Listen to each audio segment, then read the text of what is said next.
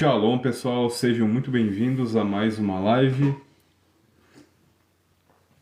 Vocês podem preparar a bebida de vocês aí para a gente estar fazendo uma bênção daqui a pouquinho. E hoje eu vou estar trazendo um assunto um pouco diferente do que nós estamos acostumados nas últimas aulas. Vai ser algo que vai resolver muitos problemas relacionados a depressão, crises de ansiedade, procrastinação, tá? Preguiça. A gente vai estar estudando um capítulo hoje de um livro intitulado Mesilat Yesharim, que no português foi traduzido como Caminho dos Justos, do Ramchal, tá?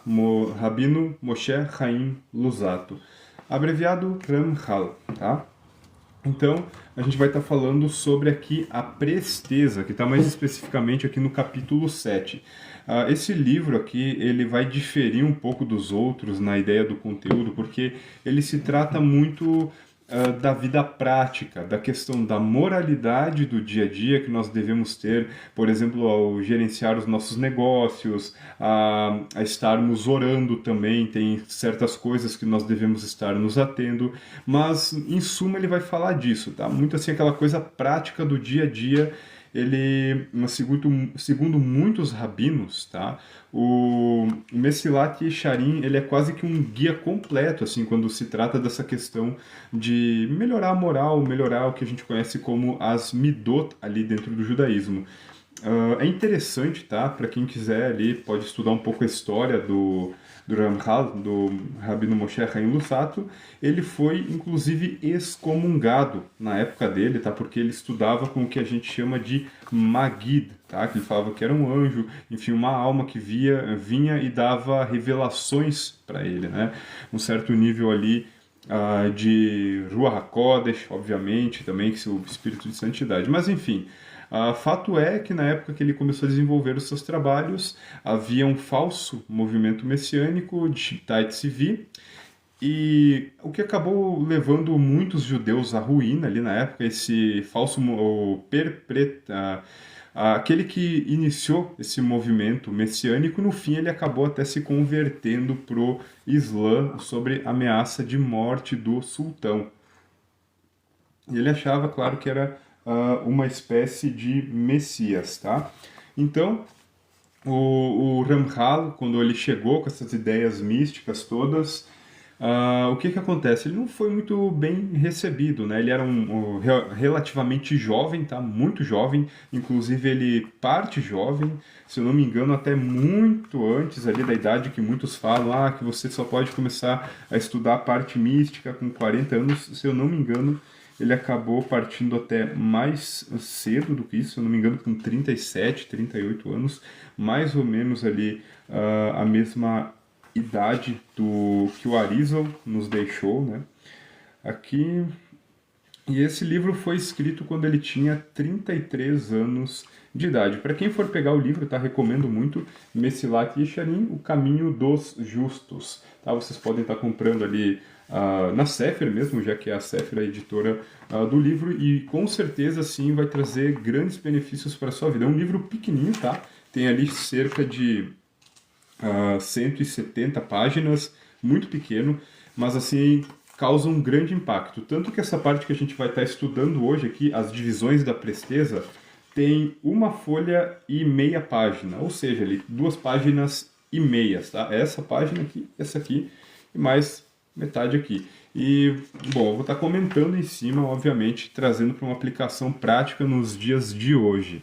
Tá? Então sejam todos muito bem-vindos. E, de novo, recomendo que comprem o livro, tá? Então aqui as divisões da presteza. Como é pouquinha coisa aqui para leitura, eu vou estar lendo aqui, tá? Porque ajuda bastante na hora ali da compreensão. Então existem 2 partes na presteza. Uma se refere ao período que antecede o início da ação e uma vem após a sua realização. A preocupação em relação à primeira é que a pessoa não permita que uma mitzvah seja adiada, que ao chegar o tempo de praticá-la, ou quando está a se apresentar, ou quando a intenção de praticá-la chegar à sua mente, se apresse em praticá-la sem permitir um grande lapso de tempo neste interim. cada minuto que passa pode trazer novos obstáculos à boa ação. Tá? Então, isso aqui, claro, vai ser muito direcionado também para a questão da oração. Quando a pessoa ela vê aquele, poxa, deveria orar agora. No judaísmo, nós temos 3 momentos de oração no dia. E o que é muito comum?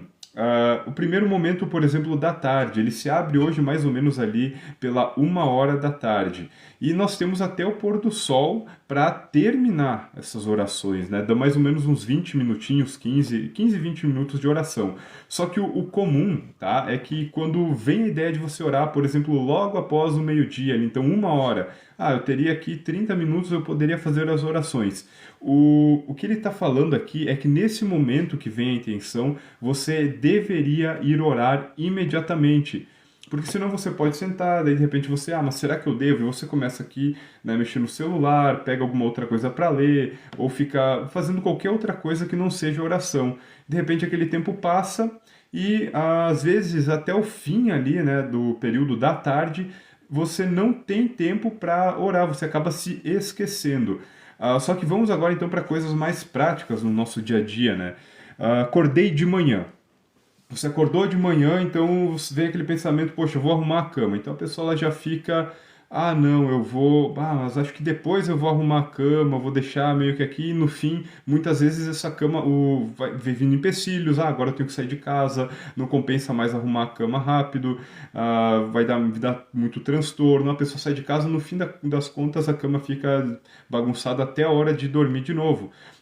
Isso vale até para acordar de manhã, a pessoa pensa, poxa, eu vou acordar, tenho que fazer isso e vou tomar banho. Então a pessoa, não, mas pera, será que eu devo fazer o que antes? Entende? O que ele está falando aqui é para que você deve evitar também pensar demais. Veio o pensamento de fazer algo que vai te trazer um benefício ou uma boa ação para outra pessoa? Faça rápido, não fique pensando demais. Tá? Uma das coisas que vai te levar à ansiedade é justamente esse querer ter na sua cabeça tudo que você vai fazer durante o seu dia ou durante a sua manhã, que seja, durante a próxima hora, ao invés de só fazer. A energia mental que você gasta pensando, você poderia poupá-la e simplesmente ir lá e fazer, porque pensar em todo o esquema de como você vai fazer as coisas, no fim não te leva a concluir nada e vai deixar a sua mente cansada e também vai fazer perder o tempo ali que você poderia ter feito de fato algo pensando na ordem da sucessão das coisas. Eu vou primeiro aqui lá, arrumar a cama, tomar banho, daí depois eu vou escovar os dentes, depois isso, depois eu vou a louça, e nisso você perde muito tempo e acaba não fazendo o que deveria fazer e acaba por fim se atrasando. Isso vai para outras coisas simples do dia a dia, como acabei de comer, poderia lavar a louça agora, mas não. O que ele fala aqui já é para nem vir com esse mas,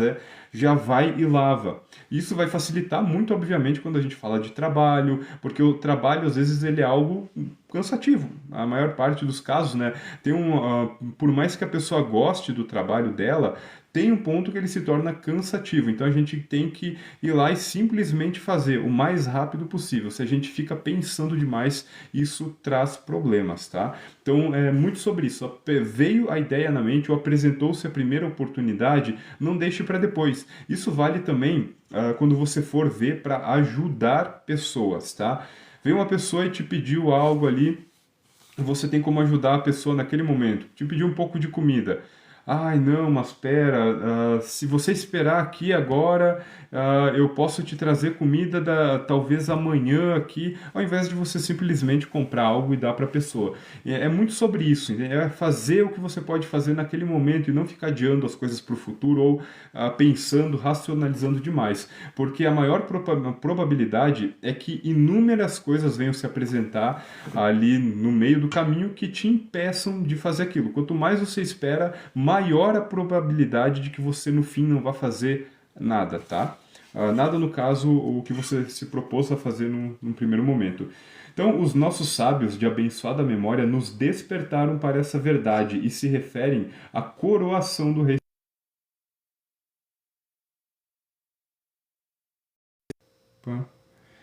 Isso está em Bereshit Rabá 76:2, em relação ao que Davi disse a Benaiarro.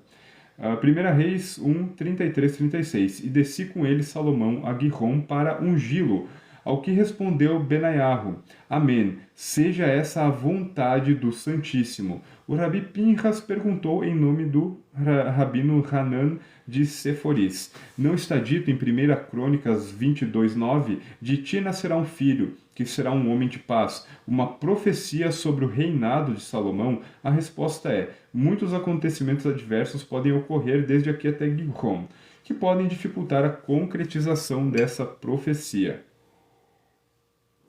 Portanto, foi assim que fomos advertidos por nossos sábios de abençoada memória em Mechilta Shemot 12:17, zele sobre as matzot. Da mesma forma, quando uma mitzvah se apresentar. Uma mitzvah que é um mandamento, tá? Mas não se refere apenas a mitzvah diretamente o que você vê escrito na Bíblia, tá? A mitzvah é algo que é necessário ser feito no dia a dia. Por exemplo, você fazer comida, tá? Não é bem como uma mitzvah, como a gente pensa, mas você tem que fazer aquilo ali. Você tem que fazer comida para comer. Então, quando, poxa, vem a ideia, faça logo, faça o quanto antes. Vem a ideia de lavar louça, faça logo o quanto antes, tá?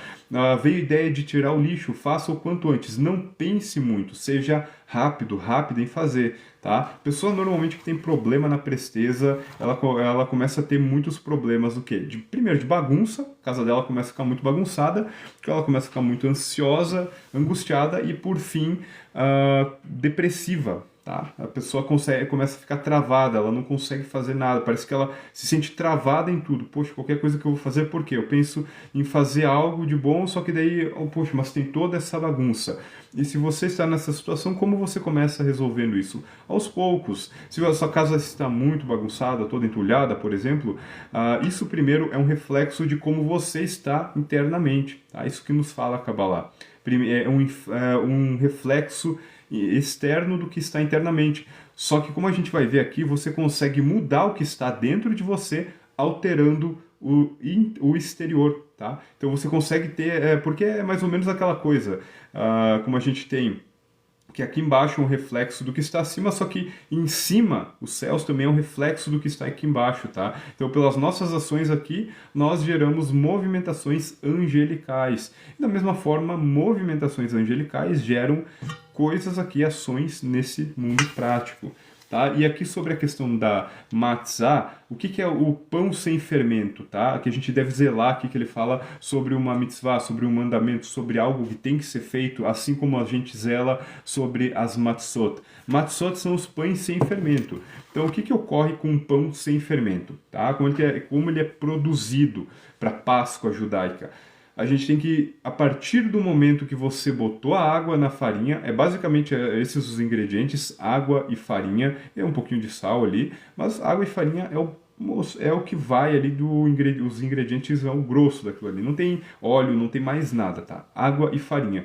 E desde o momento que você pôs a água na farinha, até o momento que ela está pronta para comer, tá? Não é assim, indo para o forno, pronta para comer, ou seja, assada. Não podem se passar mais de 17 minutos. Então, é um processo muito rápido. A pessoa joga água na farinha, a massa sova rápido, no máximo 10 minutos sovando, vai esticando a massa e depois disso já vai para o forno. A massa normalmente é furada, né? Porque ela vai ficar como uma espécie de panqueca, então a gente tem que passar um furador, porque senão ela vai...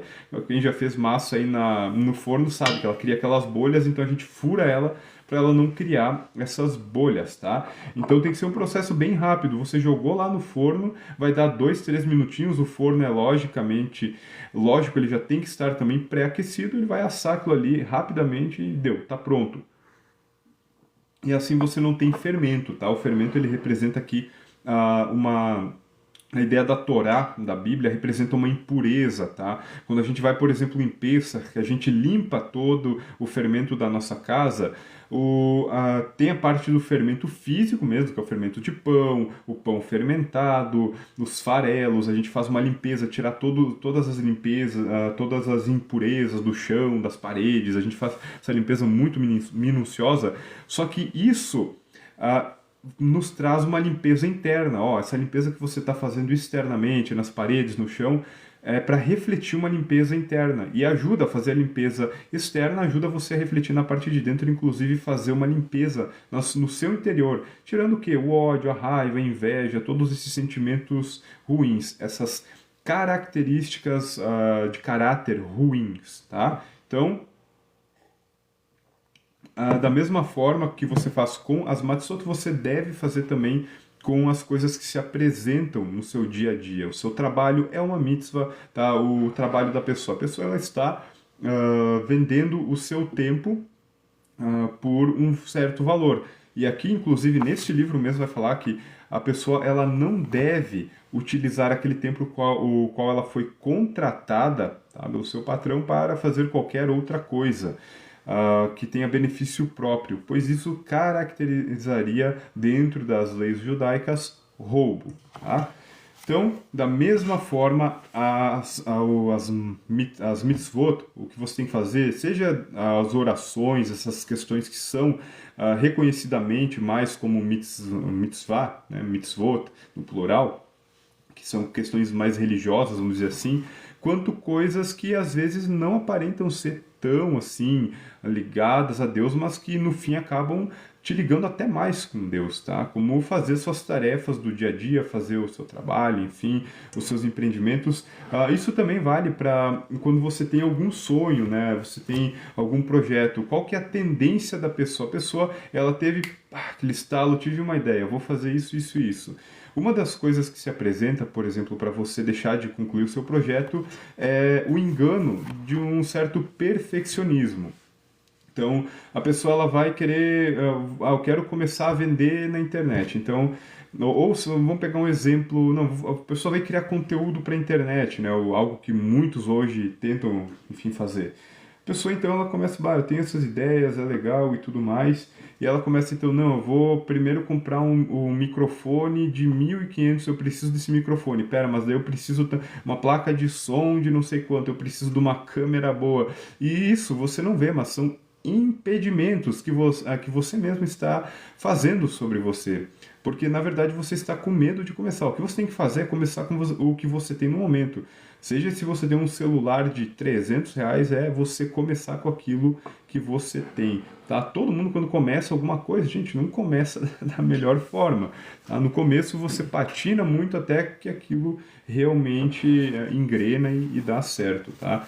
Então, para tudo, tá? Você tem uma ideia de um negócio, vá de atrás e já comece, assim, na hora que vê a ideia, não fale muito, tá? Também a gente é bem advertido dentro da parte de Mussar sobre isso, questões cabalísticas também, sobre os danos que ficar falando, né? Eu tive uma ideia de fazer um negócio ali, e a pessoa começa a falar para todo mundo, e muitas vezes no fim não faz nada, tá? Porque isso gera dois problemas. Primeiro, ali o ainharar das outras pessoas, que acaba te atrapalhando, e segundo é aquela questão já mais indo para a parte da neurociência ali, que é uma sensação de que você realmente conquistou e fez algo.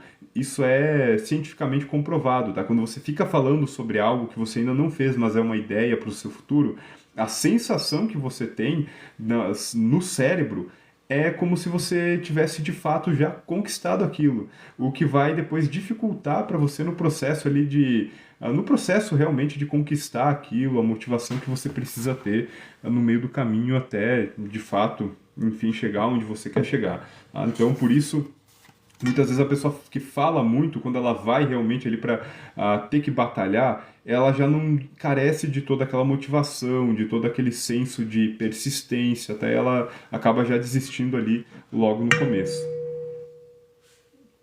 Então, Matzot, o pão ázimo da Páscoa, e Mitzvot, os mandamentos divinos em hebraico, se escrevem da mesma forma, tá? Então, como que pode que Matzot e Mitzvot é escrito da mesma forma? Né? Porque o hebraico não possui vogais, tá? Ele possui apenas consoantes. Então, se vocês tirarem aqui até na transliteração Matzot e Mitzvot, vocês vão ver que tem ali a mesma grafia, tá? Pelo menos é o que está dizendo aqui o livro. Então, o que vai definir muito como se lê cada coisa é o seu contexto, tá? E em Nazir 23b, o homem deveria sempre antecipar o cumprimento de uma mitzvah, de um mandamento, por ter a filha mais velha precedido a mais nova, mereceu antecipar 4 gerações de realeza em Israel. Isso está em Pessachim 4a. Não, agora, Pessachim 4a, os zelosos antecipam-se às mitzvot. E Brachot 6b, isso são tratados do Talmud, tá?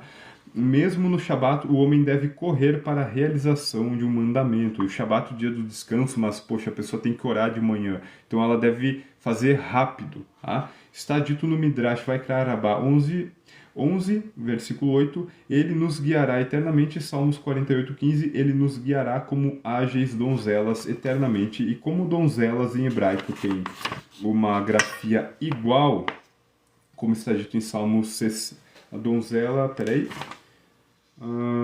eternamente e donzelas, tá? Eternamente como donzelas tem uma grafia igual no hebraico.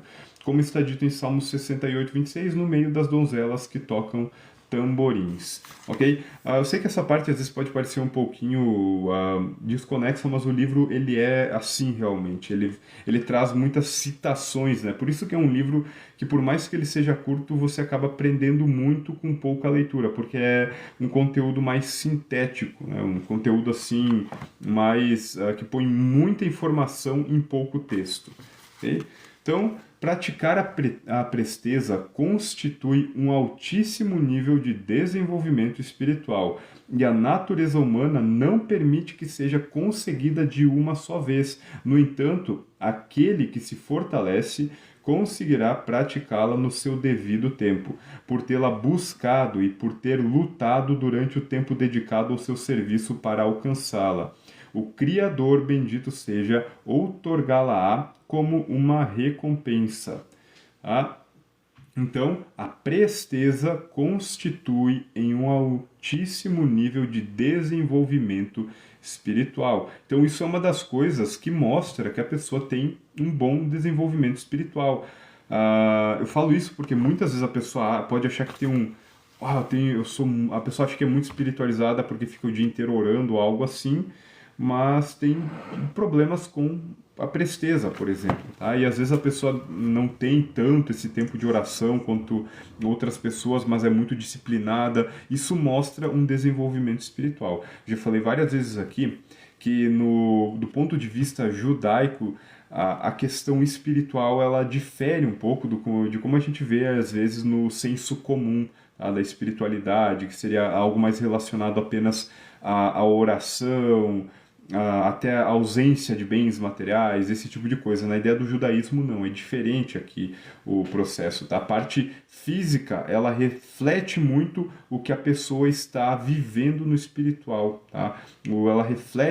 O físico reflete o desenvolvimento espiritual da pessoa. E claro, como eu disse, ajuda. Muitas vezes, se a pessoa ela tem problema em alguma área interna dela, ir para o físico ajuda ela a resolver aquele problema interno. Caso se tenha assim, questões de depressão, ansiedade, toque, tá? Transtorno obsessivo-compulsivo, ajuda muito a pessoa a aplicar isso aqui da presteza, ela fazer o que tem que ser feito da forma mais rápida possível. Tá? Então, a preocupação com a presteza após o início da ação. Então aqui já vem um outro ponto, tá? Até agora a gente estava falando do quê? O livro aqui, no caso, estava falando do quê?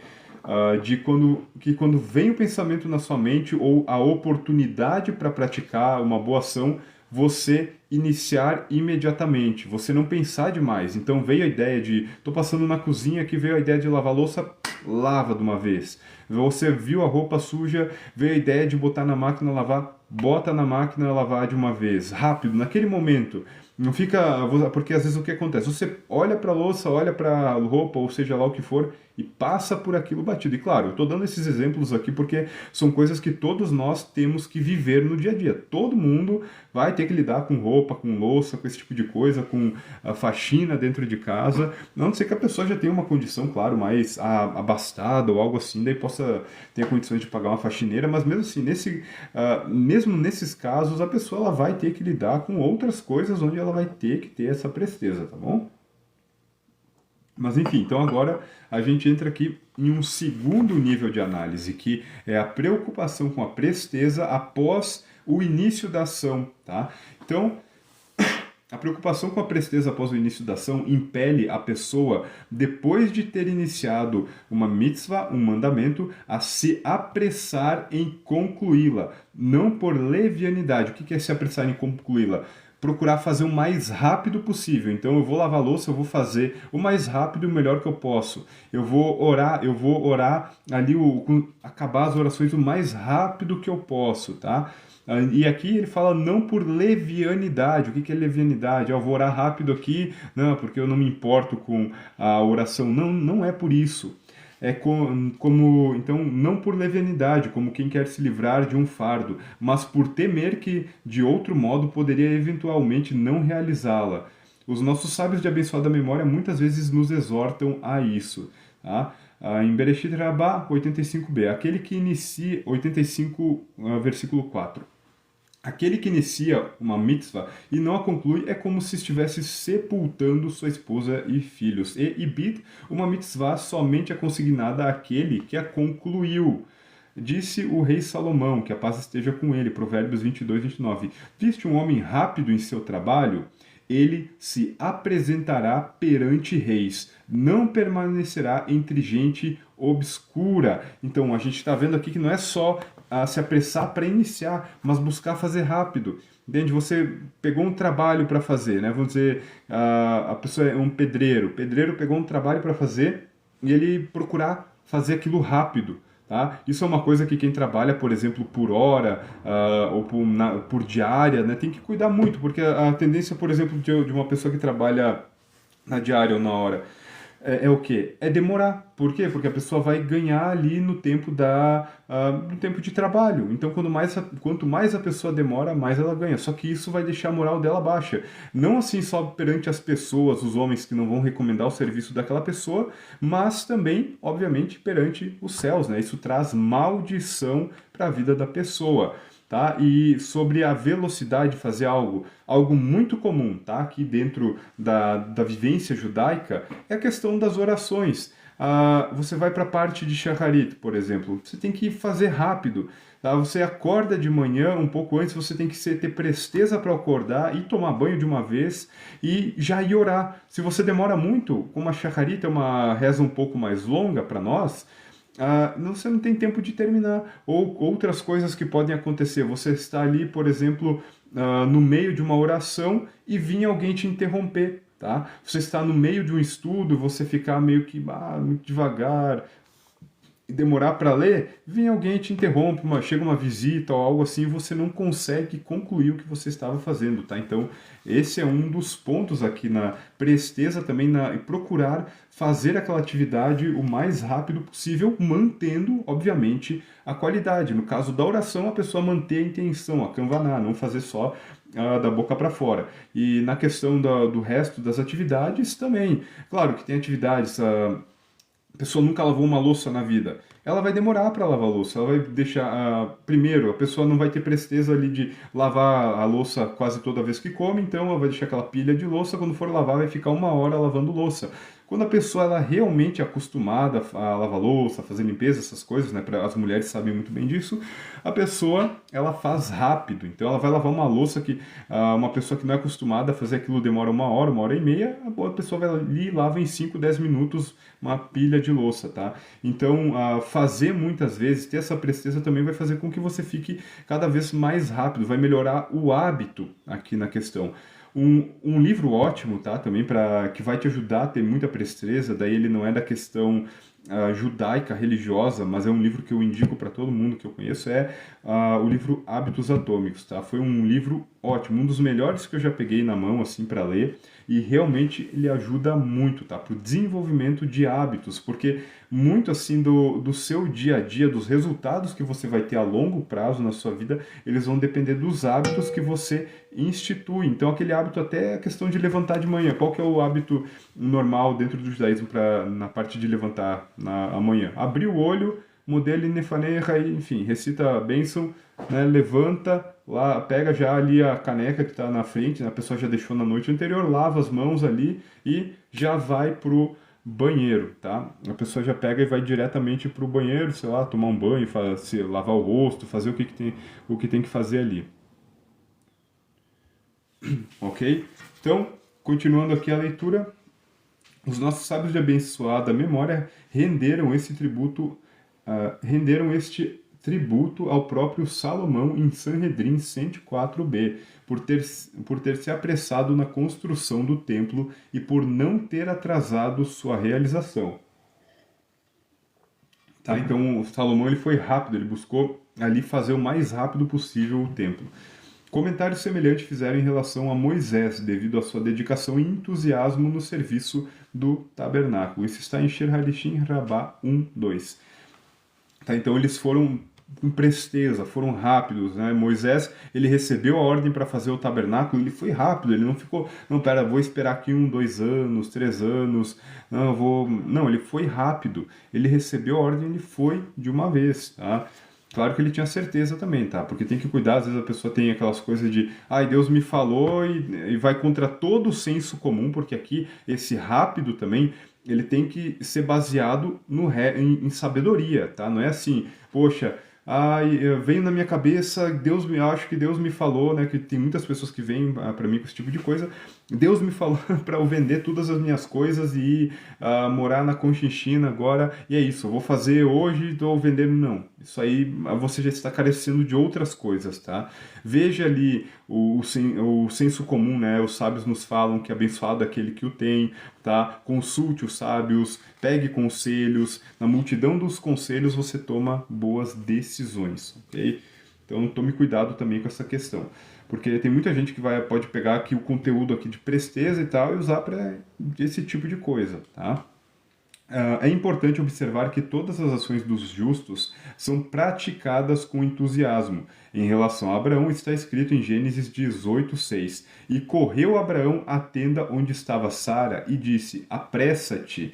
Com relação a Rebeca, Ibid 24:20, e apressou-se e esvaziou o seu cântaro. E no Midrash Bamidbar Rabá 10:17, e a mulher apressou-se. E Juízes 13:10, a última parte foi de Juízes 13:10. Isso nos ensina que todas as ações dos justos são realizadas rapidamente.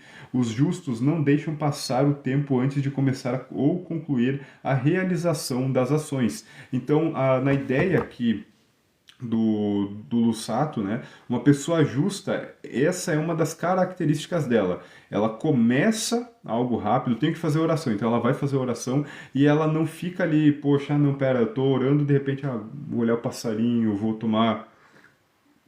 parar para fazer um café no meio da oração, não, ela fica naquilo ali até ela acabar. A pessoa justa, ela vai estudar, ela sabe que tem que estudar ali para uma prova na faculdade ou algo, ela senta na cadeira, ela vai começar a estudar e ela vai ficar ali, fazer rápido, ela vai estudar o que ela precisa rápido, mas a ideia aqui é que ela não para aquela atividade, não vai ficar pensando em outra coisa até acabar aquilo qual ela se propôs ali fazer. Então, aquele cuja alma clama por servir seu Criador não se retardará na prática de seus mandamentos, de suas mitzvot. Os seus movimentos serão tão rápidos como os movimentos das labaredas de fogo. Ele não repousará ou se deixará inerte até que a ação seja concluída. Além disso, assim como a dedicação e o entusiasmo podem resultar de uma chama interior, estes podem criá-la. Isso é muito interessante, tá? Porque às vezes a pessoa ela carece de ânimo, a pessoa está depressiva, desanimada, ela agindo com presteza, com velocidade no exterior dela, né? A casa está com lixo, ela tira, enfim, vai trabalhar, faz tudo com presteza, isso acende a chama interna dela, tá? Então é muito isso. O interior, ele reflete no exterior, só que como o interior reflete no exterior, se você mexe no exterior, Você concorda que você está mudando dentro de você também?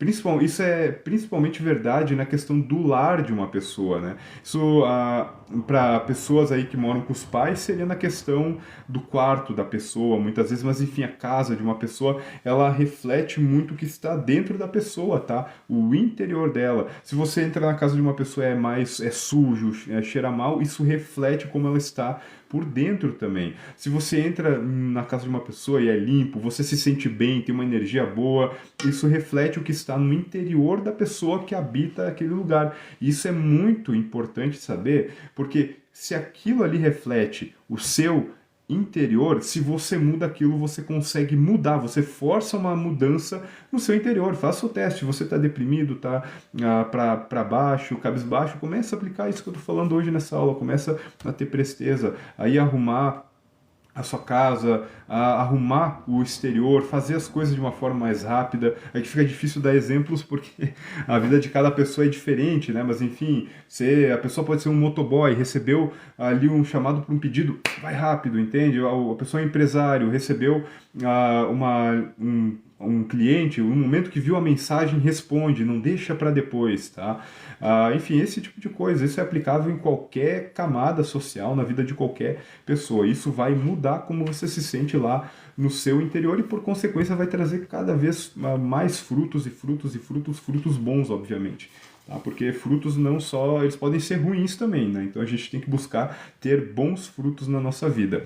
Então, isto é, aquele que percebe uma aceleração ou estímulo em seus movimentos exteriores na prática de um mandamento, condiciona-se a experimentar um ardente movimento interior, através do qual o anseio e o desejo de cumpri-la crescerão continuamente. No entanto, se ele for lento e preguiçoso em sua movimentação, a chama de seu espírito se extinguirá. A experiência é um completo testemunho disso. Tá? Então a pessoa ela tem que ser rápida. Se ela é muito devagar, ela começa o quê? Ter o espírito dela extinguido. O espírito, aqui está o ruach da pessoa, é a parte da alma que está ligado com a fala da pessoa e com os sentimentos. Então veja qual que é a importância que a gente tira diretamente disso aqui. Tá? Porque se você começa a ficar devagar fora, as suas emoções começam a ir para baixo também, tá? Tanto que se vocês pegarem qualquer pessoa que tem problema de ansiedade, depressão, uma coisa leva a outra, tá?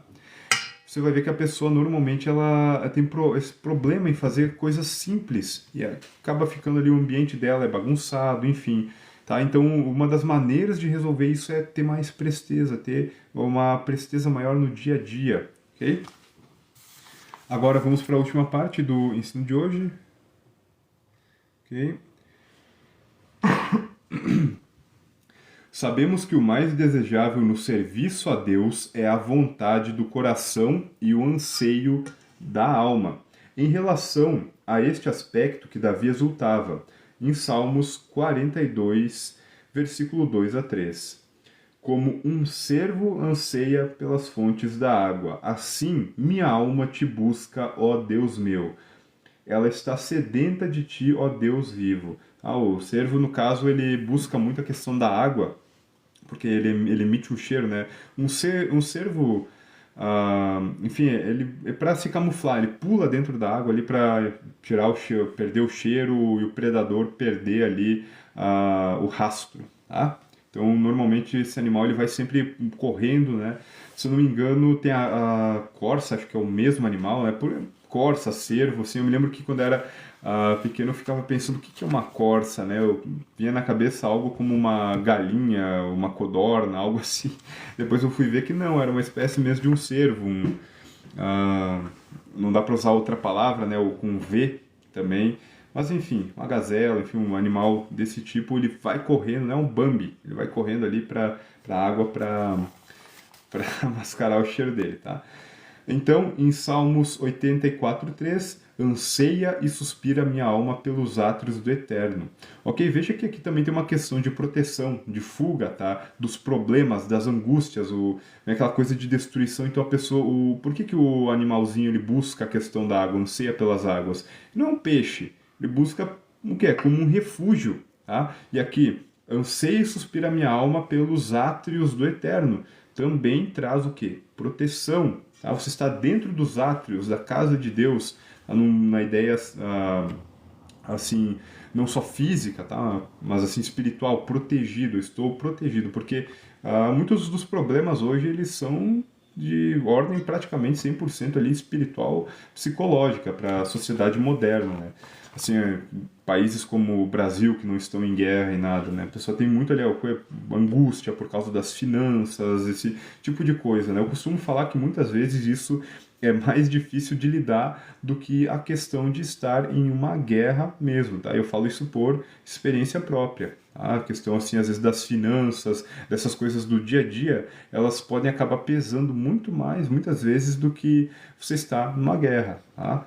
Ah, então, sedenta de ti está minha alma e meu corpo por ti anseia.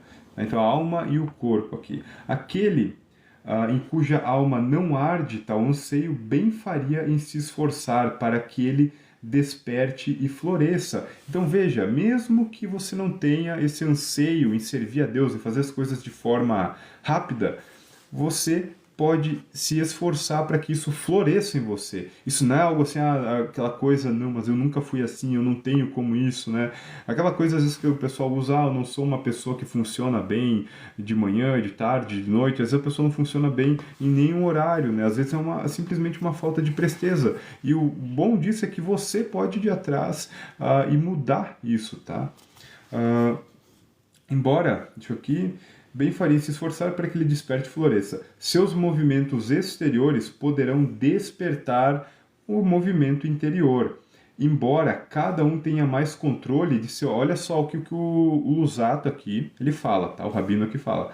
Embora cada um tenha mais controle de seu lado exterior do que do seu próprio interior. Através daquilo que ela pode controlar, conseguirá também condicionar o que não está sob seu controle, fazendo com que floresça nela um júbilo interior, um desejo e um anseio pelo eterno. Como diz o profeta Oséias 6,3, para que possamos conhecer, apressemo-nos para buscar o conhecimento do Santíssimo.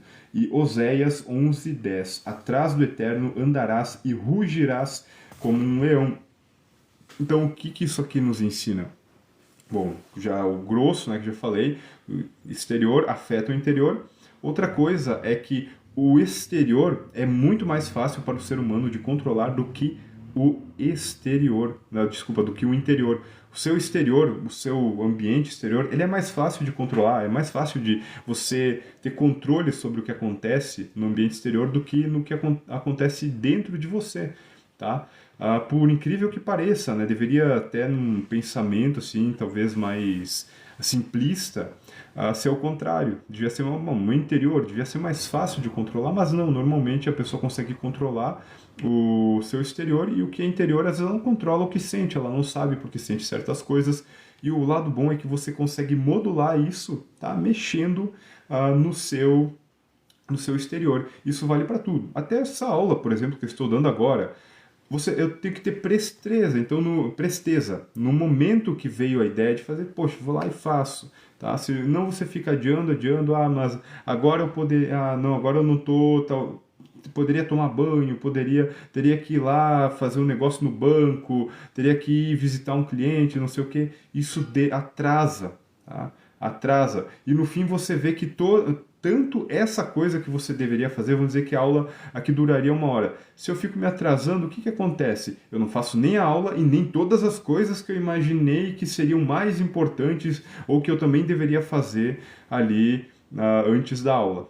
No fim, a pessoa acaba ficando ali 2, 3 horas e ela não faz nada. Então, cuide com a presteza. Você tenha isso, presteza, tá? Vá de atrás. Deixa eu ver agora algumas perguntas aqui, se tem alguma pergunta. Enquanto eu estou falando, normalmente eu não olho muito aqui os comentários.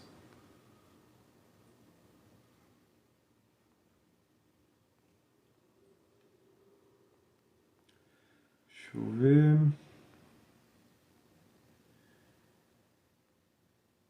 Uhum.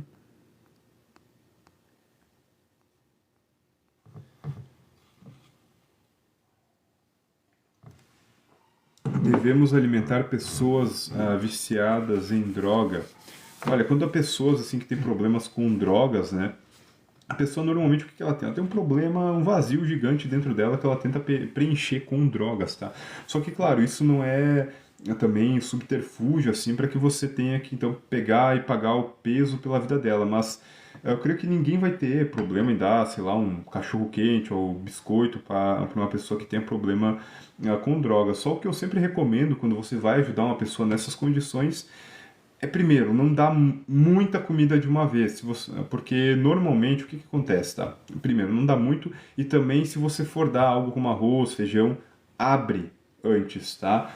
Porque normalmente, às vezes a pessoa na boa das intenções, isso eu já vi acontecer diversas vezes, a pessoa vai lá e dá um saco, dois de feijão, a pessoa vem e pede, me dá aqui um saco, 2 sacos de feijão e arroz e um azeite, não sei o quê, e é para os meus filhos e para mim, eu tô sem comer, não sei o que em casa, e de repente a pessoa, ela vai lá e troca aquilo por droga. E normalmente nesses pontos de tráfico, se a pessoa, ela e vem com o conteúdo fechado, o que vende ali a droga, no caso, ele aceita, tá? Agora, se ela vem com aquilo ali aberto, não. Então, uma dica para todo mundo que vai ajudar pessoas nessa condição é abrir e também não dar muito de uma vez, né? Melhor você dar várias vezes ali, enfim. Também, assim, uma coisa que eu penso quando você vai ajudar uma pessoa que está numa condição de rua, seja por qualquer que for a situação, né? Mas normalmente é ou alcoolismo ou droga, né? É uma dessas duas opções, assim. Que também alcoolismo não deixa de ser também, enfim, um tipo de vício ali. Como é um tipo de droga também, né? Mas às vezes a pessoa, você vai lá e cachorro quente, essas coisas, né? Mas às vezes é bom também dar uma coisa diferente para a pessoa, porque a pessoa tá naquela situação ali, pensa qual foi a última vez que a pessoa comeu um chocolate ou algo assim, ou algo bom, né? Então também tem aquela questão não só de nutrir o corpo físico, mas às vezes ali de dar uma alegria para a alma daquela pessoa, porque pode ter certeza que a pessoa que ela está numa condição dessas, o maior sofrimento dela é interno, tá? É questão das emoções. Normalmente, como eu disse, depressão, um grande vazio, não se sente aceita, tem briga numa família inteira, acaba indo ali para alguma cidade grande, fica morando embaixo da ponte e fica essa vida indo atrás do vício, porque normalmente quando ela está dopada, ela não sente aquela angústia, aquela depressão, aquela ansiedade que ela normalmente sente quando está sóbria. E isso vai tanto para a questão do álcool quanto para qualquer outro tipo de entorpecente, tá? Então, a gente tem que pensar também nesse ponto, tá? Só que agora, né, quando vem pedir dinheiro, é melhor, do meu ponto de vista, você passar ali, pegar, não, você quer alguma coisa, você quer o quê? Não, eu quero algo para comer assim, assim, assim. E daí você vai lá, teve uma vez, por exemplo, que eu dei 2 pizzas para uma pessoa, novas, e o cara, não, mas eu quero R$ 2, eu quero R$ 2, mas você não me disse que queria algo para comer? Tá aqui, poxa, não... R$ 50 em comida, por que você... Então, assim, às vezes, se você dá dinheiro, o que você faz? Você não está fazendo um tzedakah, você está destruindo mais ainda a vida daquela pessoa. Você vai dar dinheiro para ela se destruir mais? Isso não tem um ponto de amor, entende? Você está contribuindo para o afundamento daquela pessoa, né? Então, mudar isso, Elcimar. Se você está pensando muito e agindo pouco, é hora de mudar isso, começar a agir mais, tá? Inclusive, né, essa questão de pensar demais é uma das coisas que leva ou caracteriza o TOC, tá? O transtorno obsessivo compulsivo, que ele já gera uma ansiedade por si só e normalmente ele vai desencadear lá numa depressão, tá? Porque o TOC ele é justamente isso, a pessoa pensa tanto, ela pensa em tudo que tem que fazer ali e no fim ela não faz nada, ela começa a ficar muito angustiada com aquilo, ela fica pensando e não faz, tá? Então a chave ali para tirar isso aí é esquecer de que tem um monte de coisa para fazer e fazer um pouquinho, né? Um pouquinho, então, e cada dia você vai ver que você vai aplicando a presteza aqui, fazendo as coisas, cada dia você vai fazer mais coisas em menos tempo, tá? Vocês podem ver, tem gente que até o meio-dia ali levantou, tomou banho, tomou café, teve aula disso, trabalhou, deu aula, enfim, foi na academia e muita gente às vezes que acorda, sei lá, a pessoa acorda às 6 da manhã e até o meio-dia o que a pessoa fez? Ficou não tomou um banho, não fez nada, sentou no sofá, ficou mexendo no celular, né? Isso, claro, eu diria assim para a maior parte das pessoas num fim de semana, num domingo, por exemplo. Então você tem que cuidar muito com isso, para que o seu tempo não seja desperdiçado, tá? Ok, deixa eu ver. Bom, vou descer aqui as mensagens, senão fica muito lá em cima.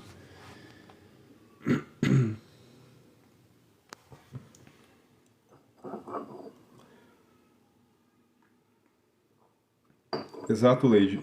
Cria expectativas e depois se frustra. Sim, exatamente isso, porque como a pessoa ela pensa demais em todas as coisas que tem que fazer, ah, isso depois gera uma grande frustração, porque ela não faz nada, tá? E outra coisa que é um problema, esse pensar demais, é que normalmente a pessoa que ela vai pôr assim. O que também impede de fazer o que tem que ser feito naquele dia? A pessoa não ser realista consigo mesmo. Então é a pessoa que ela sabe que é naquele ponto ali da vida dela, depois ela pode mudar, mas naquele ponto ela é um pouco devagar. Então ela quer botar lá numa manhã, como eu falei, para fazer 10 coisas. Mas você talvez esteja no momento aí que você consegue, durante a manhã, lavar uma louça. Isso para você é uma vitória. Às vezes escovar os dentes, dependendo da situação da pessoa, cortar as unhas. Tá? Depende muito da situação de cada pessoa. Isso é uma vitória, e de vitória em vitória você vai realmente prosperando, tá? Você vai sendo um vencedor, uma vencedora. Tá? Então, também cuidado para não botar muita coisa, né? Com aquela coisa de fazer cronograma. Então a pessoa pega, não, hoje aqui no meu domingo eu vou fazer isso, bota 20 coisas lá para fazer. E no fim não consegue fazer uma, às vezes uma e fica o que? Deprimida, tá? Valeria mais do que você ser realista e pensar, não, ó, na parte da tarde eu consigo ir na academia e depois eu vou voltar, vamos dizer, um domingo ali, eu vou voltar e vou estudar um pouco ali sobre Deus, vou ler a Bíblia e depois eu vou assistir um filme e depois eu vou pegar, vou me arrumar e vou dormir. Tá? E de manhã eu vou levantar cedo, vou orar um pouco, enfim, vou fazer café, passear com os meus filhos. Isso é um tipo de cronograma saudável, porque o que acontece? Você põe poucas coisas, tá, no seu dia a dia, e qual que é a tendência aqui? É que quando você faz aquelas poucas coisas, isso te anima e você acaba fazendo mais até do que você planejou.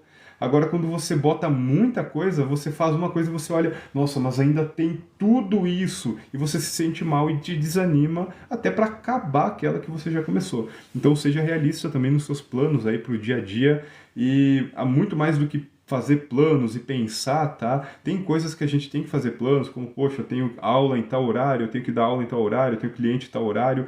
Ok, são coisas diferentes. Eu tenho que pegar o ônibus para o trabalho, isso aí tá tudo bem. Mas agora tem outras coisas que não. É quando se apresenta a oportunidade na sua cabeça e você tem que ser rápido em fazer. E essas coisas, elas vão ser o primeiro grupo delas são as atividades dentro de casa diárias, tá? As coisas mais simples, como tomar banho, escovar os dentes, lavar uma louça, esse tipo de coisa, tá? Isso aí vai te ajudar em todo o resto da sua vida.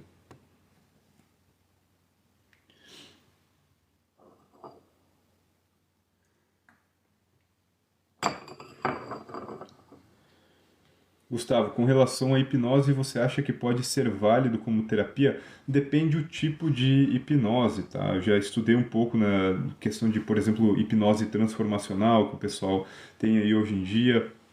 Então, depende muito, tá? Ah, o conceito que está por trás disso, no caso a hipnose transformacional, o conceito é que a pessoa ela tem uma ideia, ela está hipnotizada em um estado de ação, tá? Para o dia a dia dela, como que ela pensa sobre ela mesma, sobre os valores, o mundo. E seria mudar esse estado, tá? Mas isso aí, num conceito tradicional, talvez não seria nem considerado hipnose, tá? Agora, a ideia mais de se deixar induzir, ser tomada por algo, né? Aquela coisa de realmente apagar e tudo mais, eu já não sou muito adepto, vamos dizer assim, tá? Eu já prefiro estar mais consciente, não gosto de nenhuma força espiritual estranha agindo sobre mim contra a minha vontade, sim, sempre estando muito consciente, tanto na questão, primeiramente, do estudo, tá? E assim como a questão também da minha sensação, né? O que eu estou sentindo, se eu sinto que aquilo é bom ou não, enfim, mas muito do estudo, tá? Ver assim se aquilo bate, se tem base, da onde que vem aquilo, tá? Eu sempre falo assim pro pessoal, cuidem com questões espirituais, porque às vezes a pessoa começa a achar que ali porque tá vindo uma sensação nela, e ela cai, ela tremelica, ela roda, ela acha que aquilo ali é muito bom, porque veio do espiritual, olha, algo que parece que vem sobre mim, e eu sinto um sentimento bom, é a forma mais básica de engano, tá? É lógico que se tem algo negativo do lado espiritual, tentando te enganar e fazer algo, ele não vai te causar um dano diretamente. Ele vai entrar de uma forma sutil e te causar dano lá na frente. E normalmente, quando já se afastou um pouco, tá, do ponto onde você deu a brecha de entrada. Por quê? Para que você não perceba que essa foi a brecha de entrada, tá? Para que você fique simplesmente, nossa, o que que isso, quando que isso começou a acontecer? E aí, quando vem essa sacada, se é a sua situação, a situação de alguém que está aí, a primeira coisa normalmente que vem na mente, boa, eu venho em uma situação específica, quando eu fiz aquilo, normalmente foi por conta daquilo, tá? Naquele momento que você fez sei lá, a pessoa está até numa oração, ela está orando de noite, começa a chorar muito e berrar e tal, e ela não sabe, mas ela fazendo isso, muitas vezes ela pode se conectar com forças complicadas, tá? Com energias ali espirituais complicadas, o que acaba lá na frente trazendo um dano para ela. E muitas vezes, na maior parte das vezes, o dano, assim, aquela coisa do ataque, né? O problema de ansiedade, de depressão, sei lá, de nervosismo, ou seja, sonhos, terror, seja lá o que for, não vem logo após o momento que ela comete ali a haverá, né, o pecado, porque seria uma forma de pecado, mas sim tardiamente, tá? Deixa eu ver.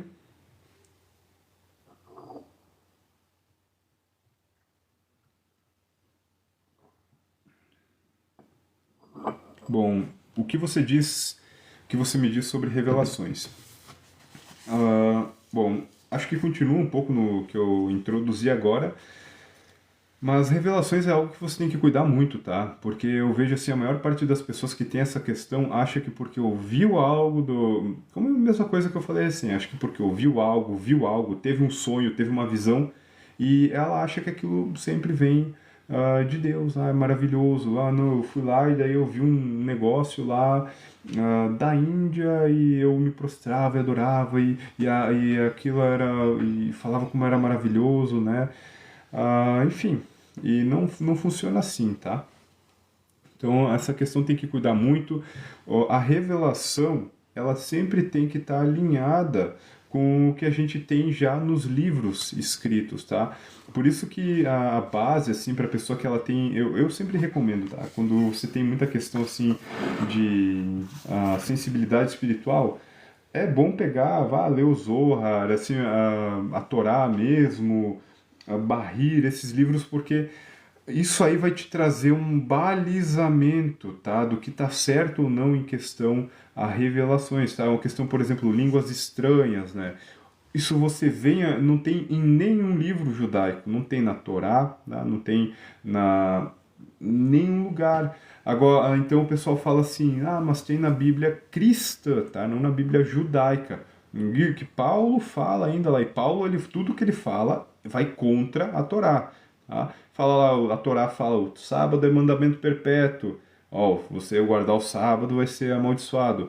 A Torá fala circuncisão, né, como uma bênção. O Zohar fala, ó, o Satã ele se apega ao prepúcio, o homem que se circuncida, ele tem essa impureza retirada de si, portanto o Satã não consegue mais se apegar àquela pessoa. Paulo vai lá e fala, aquele que se deixa circuncidar perde a Cristo, né? Então, bom, já se vê aqui que o que Paulo serve é muito diferente do que do Deus que está no Tanar, tá? O que os cristãos chamam de Antigo Testamento. E nessa questão das línguas, né, que eu sei que são muito tratadas ali, quando você pega toda a tradição cabalística, não tem menção em nenhum momento sobre essas línguas.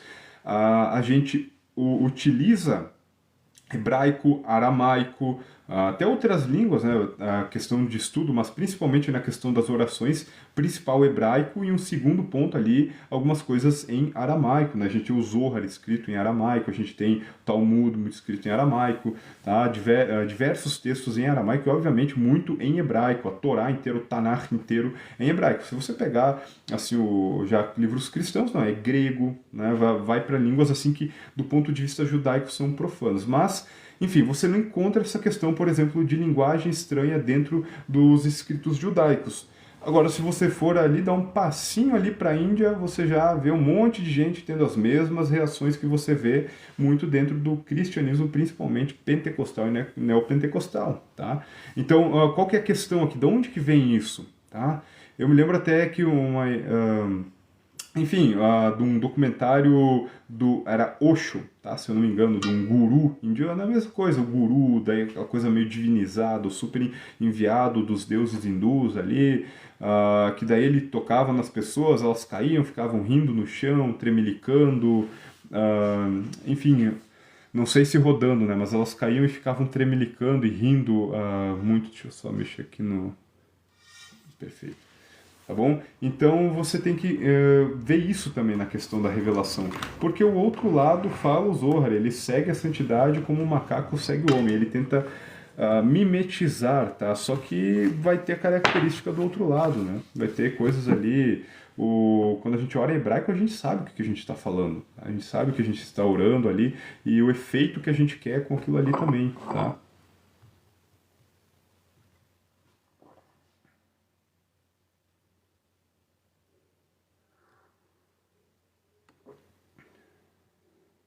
Isso também é uma coisa, tá? Olha, sobre questões apocalípticas que eu fujo muito, assim, não no sentido de não acreditar, mas é aquela coisa, no fim eu ficar muito aquela coisa da conspiração, vai acontecer isso, isso, isso, isso, isso, isso, isso, no fim traz que resultado? Tá? Porque o que vai trazer um resultado, mudança mesmo, é eu agir, é eu fazer o que eu tenho que fazer quanto à minha missão aqui nessa terra. Isso vai trazer um benefício, um encaminhamento para que as pessoas melhorem, enfim, isso vai trazer um benefício. Agora, eu ficar simplesmente falando dessas coisas e me preocupando com isso o tempo todo não vai trazer muitos benefícios, tá? Pelo menos não do meu ponto de vista. E também essas coisas elas têm que ser encaradas sempre como ok. Existe, vai acontecer, algumas, muitas ali, creio que não, né, do que muita gente fala. Entretanto, eu tenho que viver a minha vida diária, você tem que viver a sua vida diária. Tá? E não ficar, nossa, então agora o que, que eu acho que vai dar uma guerra, não sei quem disse que vai dar uma guerra, que vai explodir o mundo, e então o único lugar seguro do mundo vai ser Israel, nossa. E a pessoa começa a ficar angustiada e quer um jeito de ir morar em Israel em 2 meses e começa a ficar desesperada, vende tudo que tem e se afunda na vida, tá? Não funciona assim. Se Deus te botou onde você está, com as coisas que você tem hoje, é por um propósito. Então você tem que ver esse propósito. E claro, ele pode te transladar com o passar do tempo, mas entenda que não funciona assim. Não, nossa, é só. Agora eu vi ali, outro veio lá, o grupo. Quantas vezes a gente teve isso aí na história, gente? De gente programando nos anos 2000, por exemplo, aquela questão de vai o fim do mundo, daí comunidades inteiras que se suicidaram, tá? Porque, assim, não judaicas, tá? Mas ali cristãs que achavam que era o fim do mundo e outras seitas também que se criaram naquele tempo, que ia ser o reset, o mundo ia acabar. Então as pessoas foram lá e se mataram tudo antes para não ter que passar pelo fogo que ia vir, tá? Então tem que tomar cuidado com isso. Você tem que entender que pensar demais sobre isso não vai te ajudar em nada. Tá? O que vai mudar, o que vai adiantar, tanto para você quanto para os outros, é fazer o que você tem que fazer. Tá? Então você ir de atrás, de aprender mais, estudar mais, espalhar a luz, aumentar o nível de consciência das pessoas que estão ao seu redor. Tá? Ok. Deixa eu ver aqui. Uhum.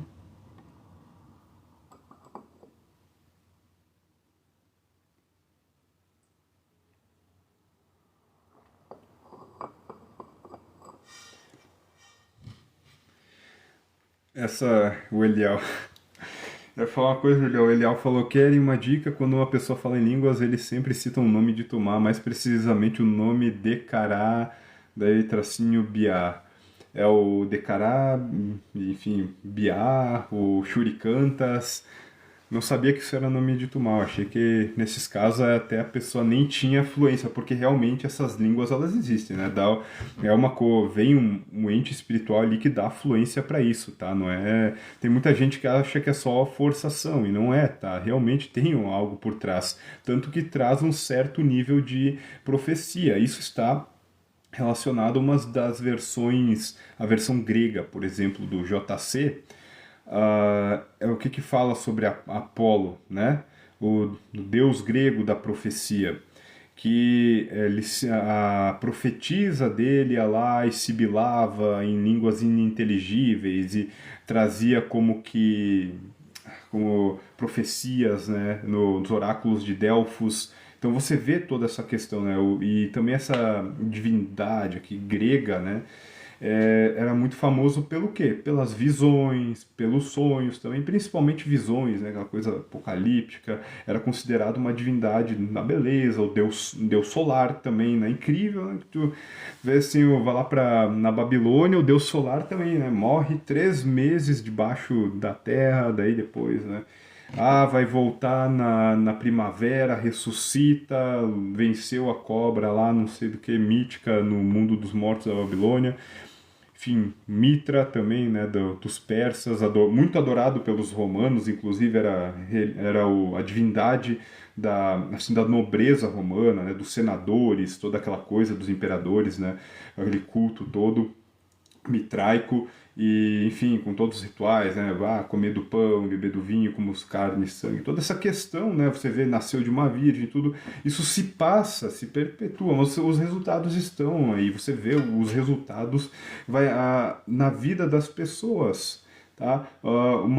Quando Deus ele traz prosperidade para todo o povo, não só para o líder daquilo ali, tá? Tem que ser para todo o povo. Então você vê assim, às vezes onde mais tem essas crenças, você vê uma miséria enorme e também a tristeza. Por quê? Porque às vezes a própria pessoa que ela tem essas fluências, né, de profecias e muito assim que você vê que não tem base espiritual boa.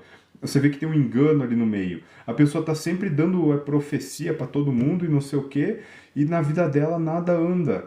Assim, e também assim até uma pessoa tem problemas básicos na vida, como na questão da intimidade, da sexualidade. A pessoa não consegue vencer vícios como a masturbação.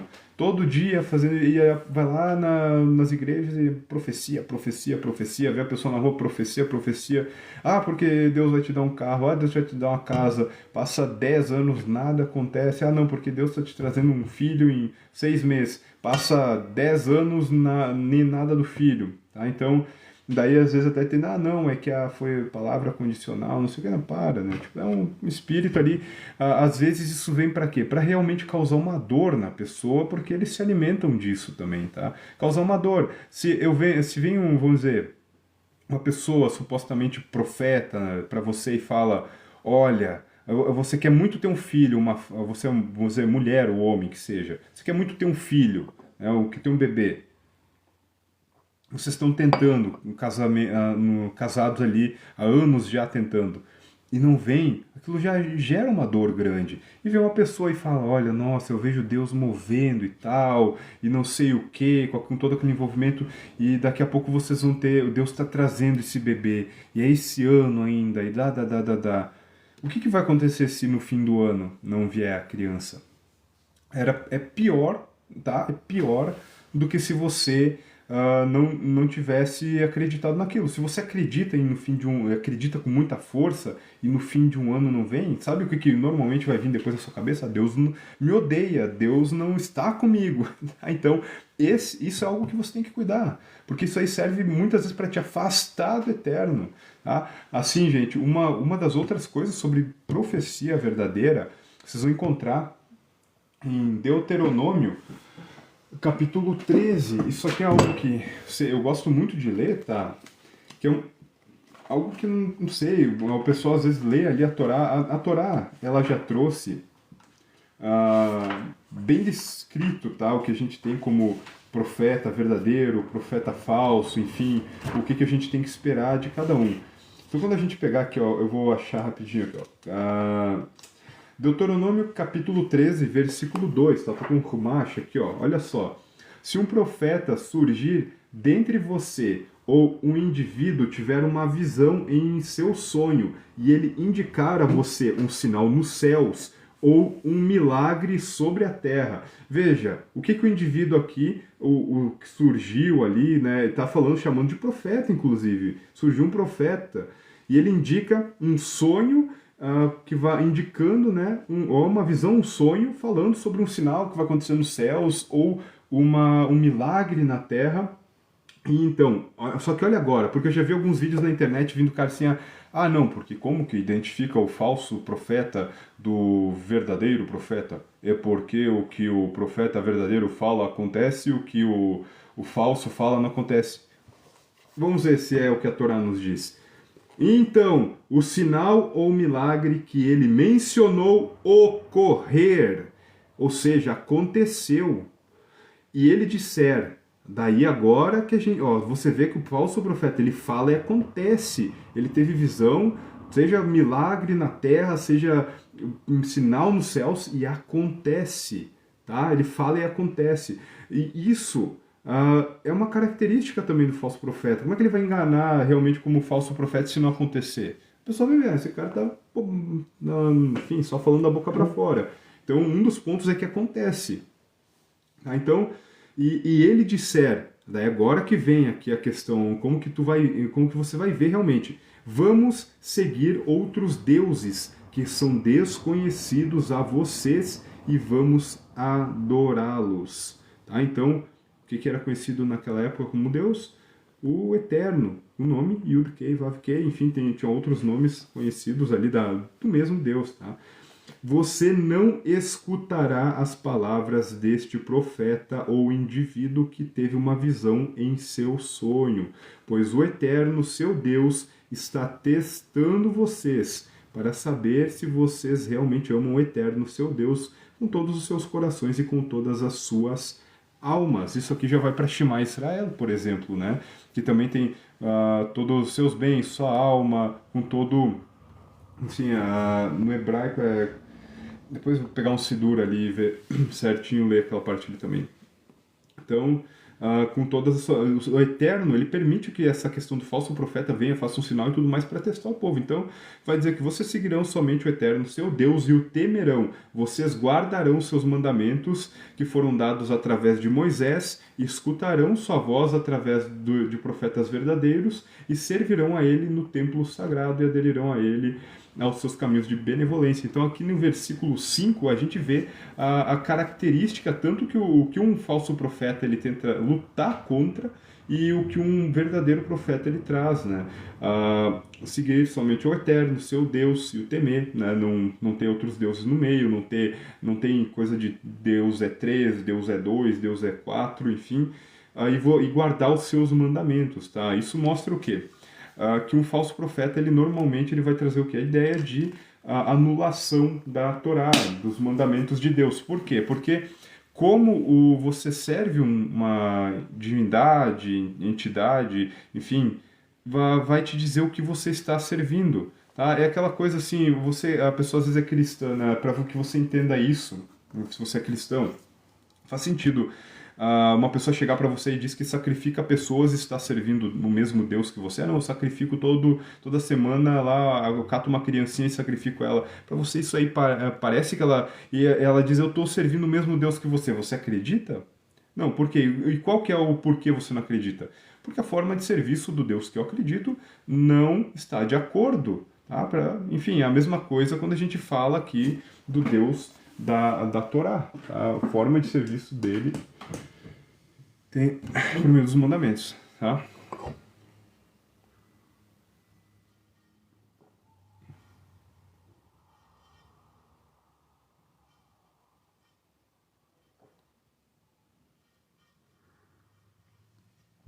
Então, um verdadeiro profeta, ele fala também de acordo com a Torá, tá? Com a Torá de Moisés.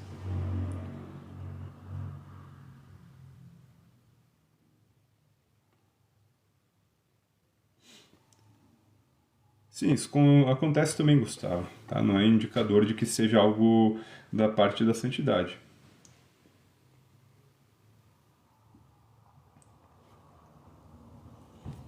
Sim, o Horus também é parecido a história dele, né? Com toda essa questão dos deuses solares. Mas Horus, ele até na mitologia egípcia, ele é de caráter do vento, né? Ra seria da questão do sol.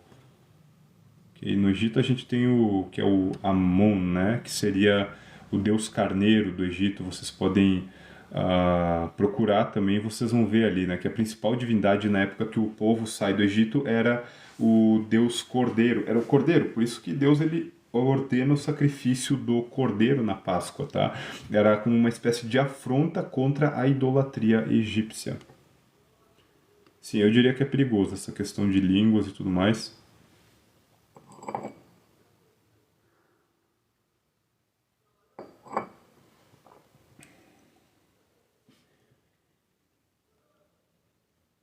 A sua pergunta foi o quê? Se o judeu acha que o Maomé foi um profeta?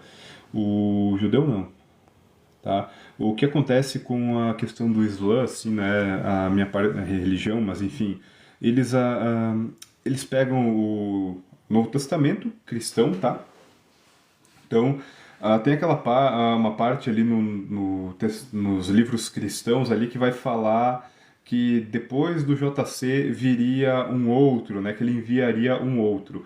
O muçulmano, ele acredita que o Maomé seria esse outro. Já o cristão vai dizer que é o Espírito Santo, tá? Essa questão. Por isso que o muçulmano, ele também acredita ali, a maior parte dos muçulmanos de linha sunita acredita que o JC é Messias, né? É assim, uma coisa que a maior parte dos cristãos desconhece, mas a maioria, a parte esmagadora dos muçulmanos, aí 85%, 80 a 85% acredita que o JC é Messias também. Só que eles vão diferir um pouco dos cristãos, porque os cristãos vão acreditar que o JC é Deus, né? E filho de Deus, né? Já o, os muçulmanos acreditam que ele foi, sim, engravidado, a Maria foi engravidada de forma sobrenatural e tudo mais, mas que ele não seria Deus, e sim um profeta abençoado, Messias, e que ele vai voltar, tá? Até, enfim, mais ou menos isso. Ok. Bom, pessoal, agradeço muito a presença de todos, espero que tenham gostado da live. Um ótimo descanso para os que estão saindo do trabalho agora e até a próxima, tá? Tchau, tchau. Uma boa noite a todos.